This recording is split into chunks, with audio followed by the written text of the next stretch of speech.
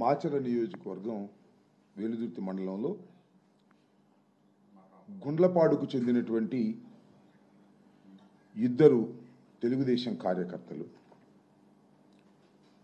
జేవిశెట్టి వెంకటేశ్వర్లు వారి సోదరుడు కోటేశ్వరరావు ఈ ఇద్దరి కూడా తెలంగాణలో ఒక ఫంక్షన్కు వెళ్ళి వస్తుండగా మార్గ మధ్యంలో స్కార్పియోతో వారిని గుద్దించి అటాక్ చేసి మరణానికి కారణమయ్యారు. ఇది పల్నాడు ప్రాంతంలో రాష్ట్రంలో ఒక్కసారిగా ఉలిక్కిపడేటటువంటి పరిస్థితికి ఈ దారుణ హత్య ఒక సంచలనాన్ని సృష్టించినటువంటి సంఘటన. దీని మీద వెంటనే పోలీసు వారు వెళ్ళడం, దాన్ని ఇన్వెస్టిగేషన్ ప్రక్రియలో ఆ స్పాట్కి సాక్షాత్తు ఎస్పీ గారు వెళ్ళారు. వెళ్ళి ఎస్పీ గారు అక్కడ ప్రెస్లో కూడా మాట్లాడారు.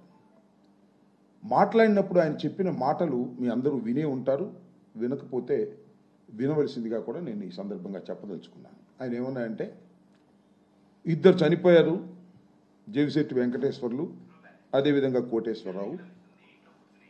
చంపిన వాళ్ళు కూడా తెలుగుదేశం పార్టీ వారే, చచ్చిన వారు తెలుగుదేశం పార్టీ వారే, చంపిన వారు తెలుగుదేశం పార్టీ వారే.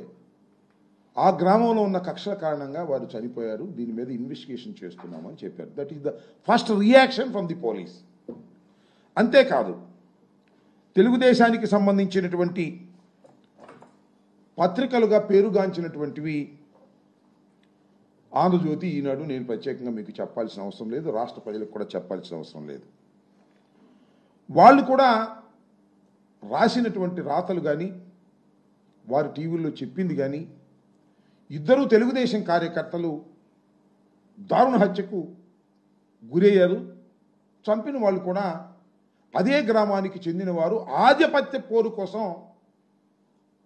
వారికి సంబంధించిన తెలుగుదేశం వారే చంపారు. వాళ్ళు తోట వెంకటరామయ్య ఆయన తోట గురవయ్య, వీళ్ళిద్దరు బ్రదర్సు. జలిశెట్టి శ్రీనివాసరావు బొబ్బిలు అంటారు ఆయన. వీళ్ళు ఈ వర్గం వాళ్ళిద్దరిని చంపారు. ఇది ఆధిపత్య పోరు.